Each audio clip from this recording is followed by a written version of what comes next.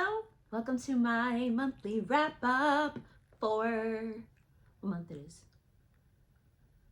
November. Let's talk about the 8 books I read this month. Some of them are chunky, so 8 is impressive, okay?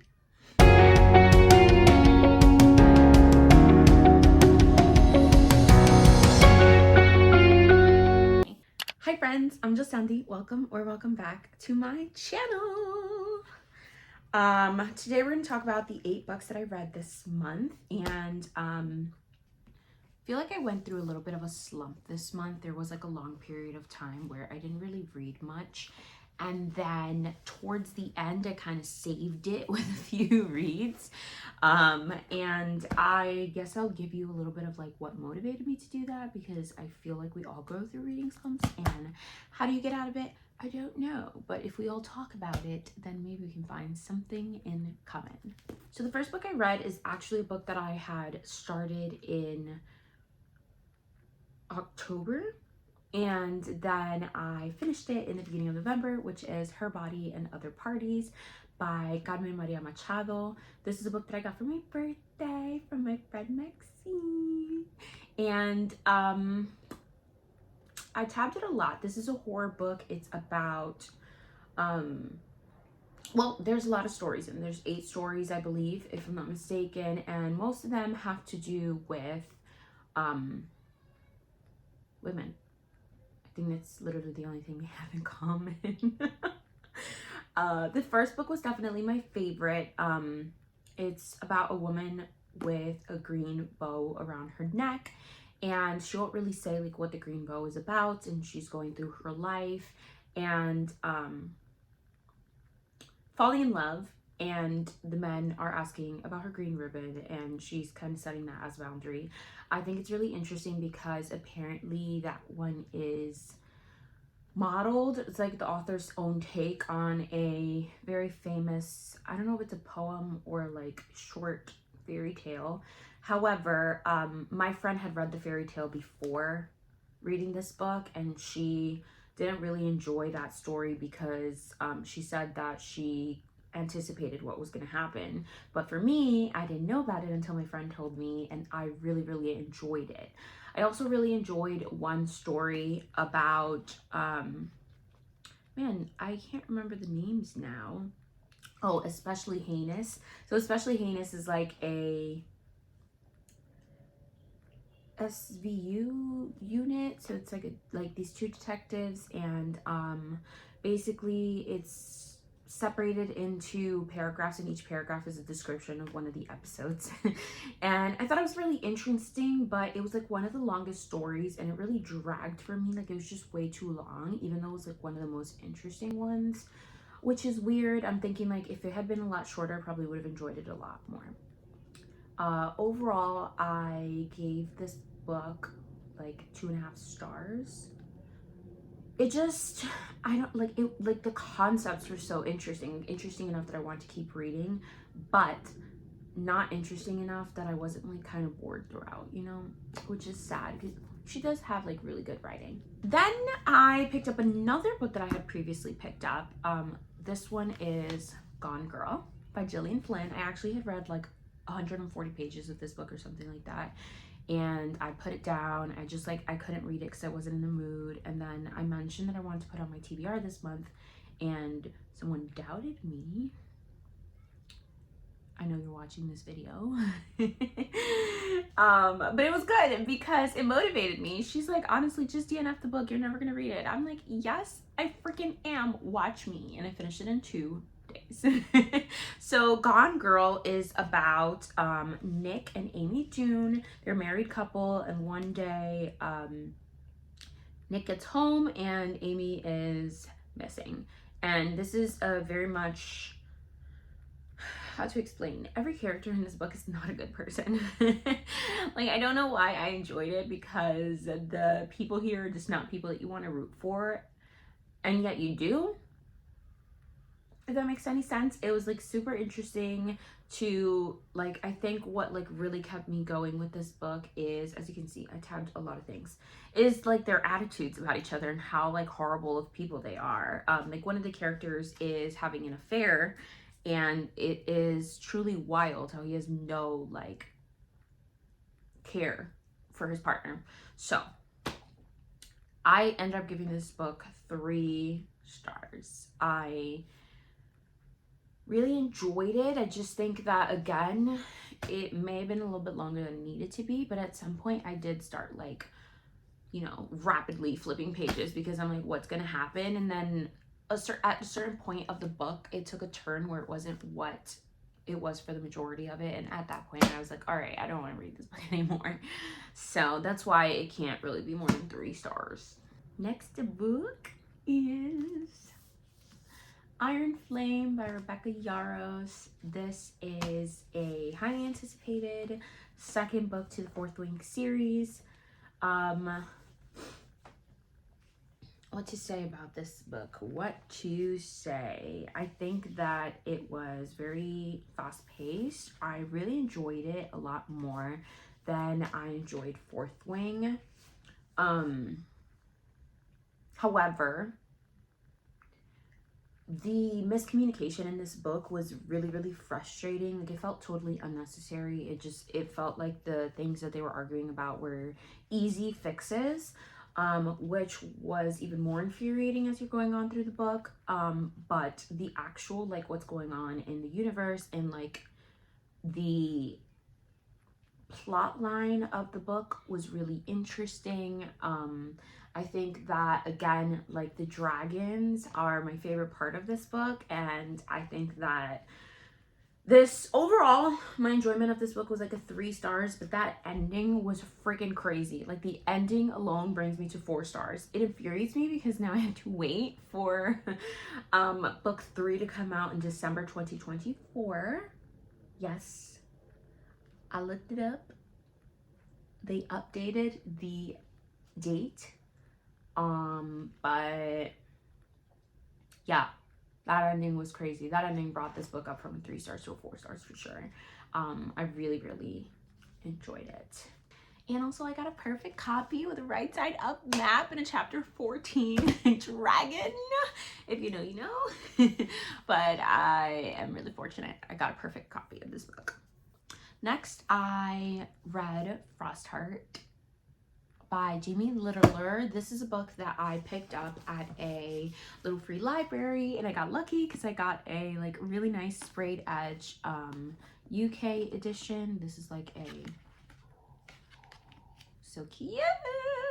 This is about a kid named Ash, and he is exploring in a really cold, like snowy place, and his parents go missing, and he climbs aboard a, I don't even know what it is. I don't know if it's like a giant sled or whatever, but some mode of transportation. He gets on it with a bunch of like kind of nomads who go about, and I don't really know what they do either, actually. And he tries to find them. And Ash is what they call a song weaver. So he has magical abilities where he can sing and kind of manipulate these like scary monsters that are around through his song. And a lot of people think that because he can manipulate the monsters can also manipulate him through his own song. And so they treat him as other. They're very fearful. I really loved that, you know, like this book talks about like being afraid of other people because they're different and why we shouldn't do that. Overall, I think it's like a really heartwarming and beautiful message for children because obviously it's in middle grade. And it was a cute little story. There's a lot of diversity in the characters. And a lot of cute little characters. And I also really enjoyed that this book was like super beautifully illustrated, which I read the author himself is the one who illustrated the book. And I'm like, oh, wow, are you more talented than everyone? Are you better than everyone else? So that's really awesome and cool. And I ended up giving Frostheart 3 stars, and I'm so happy I have this beautiful baby to put on my shelf. The next is The Wicked King by Holly Black. I'm so excited. So last month in October, right? October comes before November. Why am I so confused about that today? I read The Cruel Prince by Holly Black, which is the first book in the series. This is the second one, and I've been buddy reading this series with my friend Jeanette. We're getting through basically like every single Holly Black book that exists. I think that's what it's gonna be. I'm obsessed. I think that The Wicked King, I believe I gave it 3.5 stars. I think that with this book, so these books are separated between book 1 and book 2, and so is The Queen of Nothing, which I also read this month, and so is The Cruel Prince. And I think that book 1 in this case was very much like world building. We are getting caught up to like where we are here. This takes place 5 months after The Cruel Prince, so we're getting caught up to like what has happened in 5 months, like what the characters are like, what the dynamic is between the characters, and a really big change that happens in The Cruel Prince. We're finding out kind of how it has played out in book 1 of The Wicked King. And then in book 2, it's kind of where all like the like plot twists, like crazy things happen, and like the actual plot and meat of this story happens. And I kind of did not like that. I feel like the first book was filled with so much like betrayal, cruelty, like people not liking each other, and there is a lot of that in this book. However, I just felt like the characters weren't like as cruel, as extreme as they were in the first book, so that kind of brought my enjoyment down a little bit of this book. However, still really freaking good, and the ending,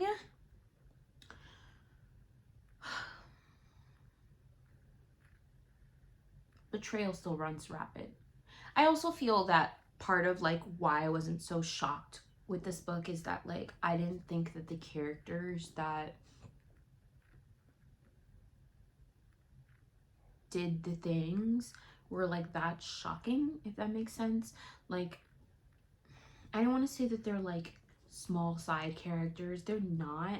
I just felt like I thought it was gonna be way bigger of like things that happened than what actually happened. Like the betrayal, I thought it was gonna be bigger, but I guess it was. I don't know. I just want to be someone else who did the things. I'm just having a fit because I didn't get what I wanted. But I didn't read this next. This was actually one of the last books I read this month, but I'll talk about it now because we're here in the world of Elfame, which is where these books take place.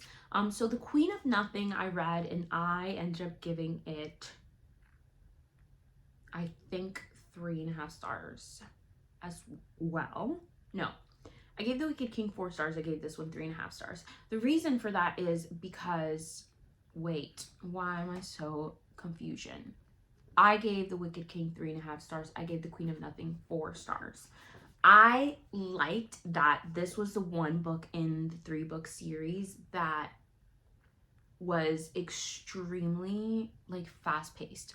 Like from the first page, we did not have to wait until book 2 for crazy things to start happening. They just kind of started happening from the beginning, and like you jump into this book and the characters immediately like pursuing this like dark fairy, and I really like that she kind of builds herself a community. There's like a found family type aspect in this story, but like through all of the action and the fighting and like the betrayal and all of the things that I loved about The Cruel Prince, like they just happened so much quicker in book 1 in this book than in any of the other ones. I think that there is the like huge like, it's interesting to see how like you get like the denouement across one book, but like you could really see it across the entire series, and like the climax of this series happens in this book,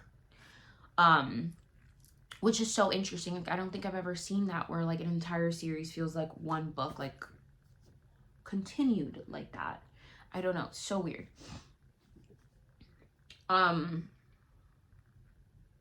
Yeah, the writing was really good here. I got my little taste of my favorite trope finally come to play. I think the only thing is that, like,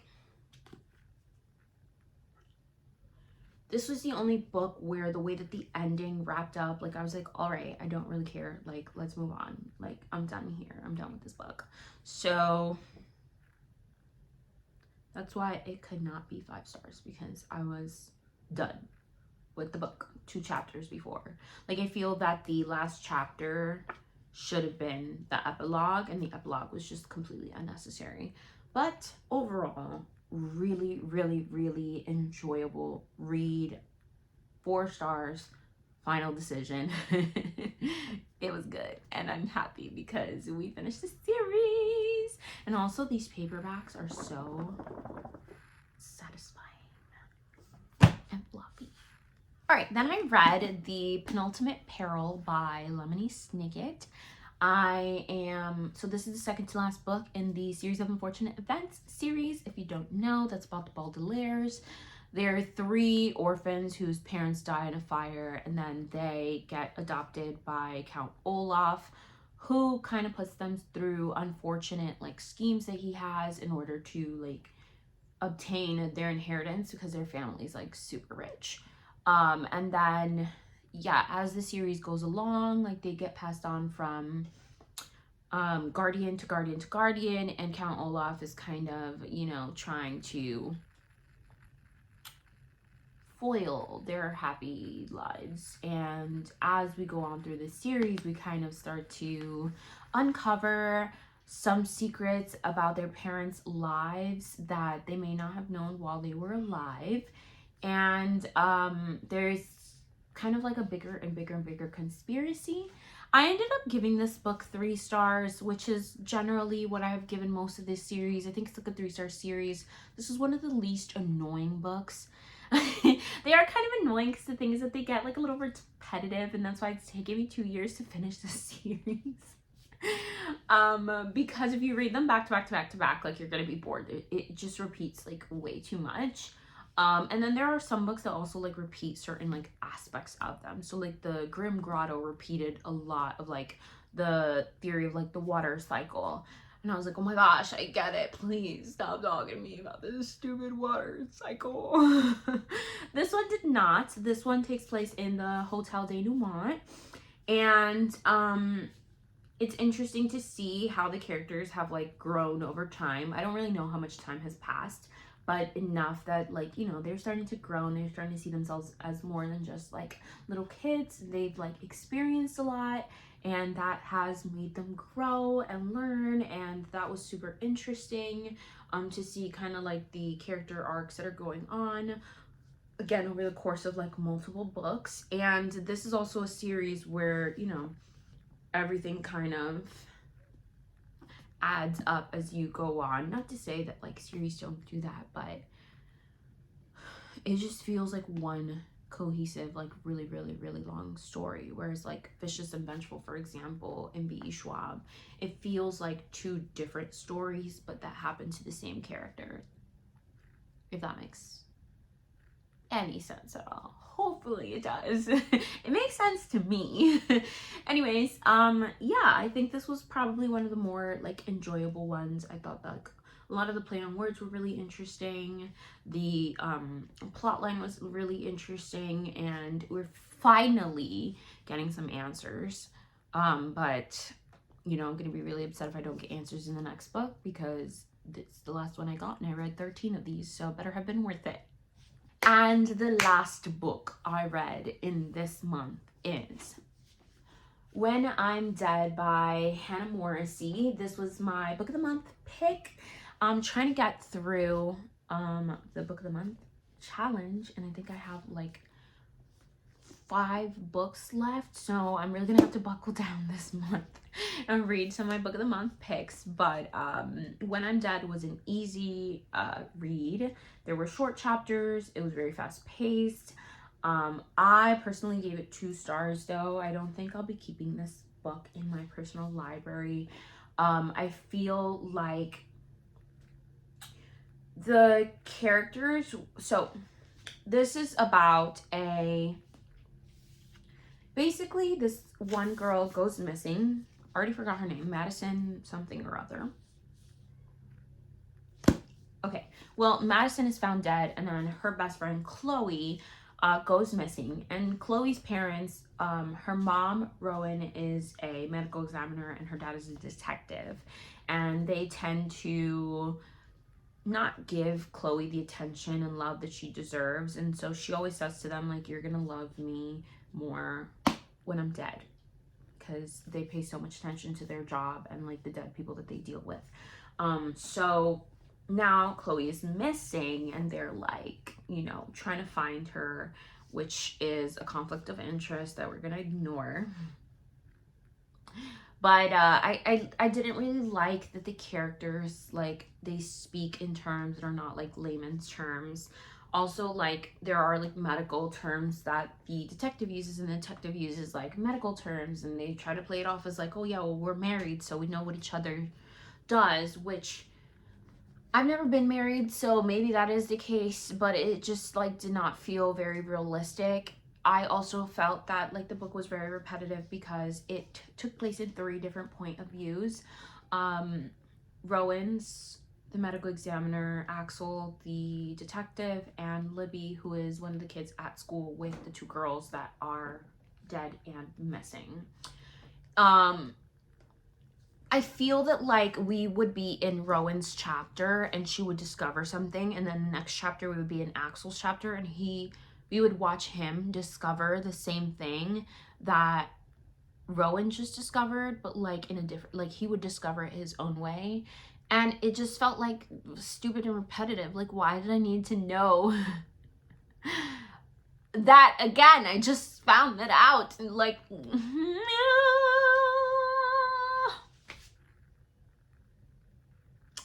yeah. I did not like it.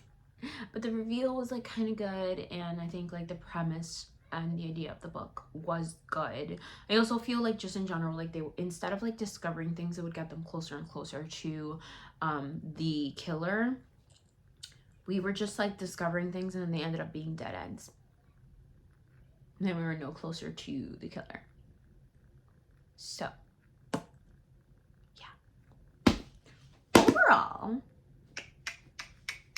I think this was like a good reading month for me. I think I had 3 4-star reads, 3 3-star reads, and 2 2-star reads. That's not bad, Charlie. Yeah, hope you guys enjoyed this. Make sure you hit that like button if you made it this far. Leave me a yellow heart emoji. And I don't know, hit that subscribe button if you want to join the family, and I will see you when I see you next. Bye.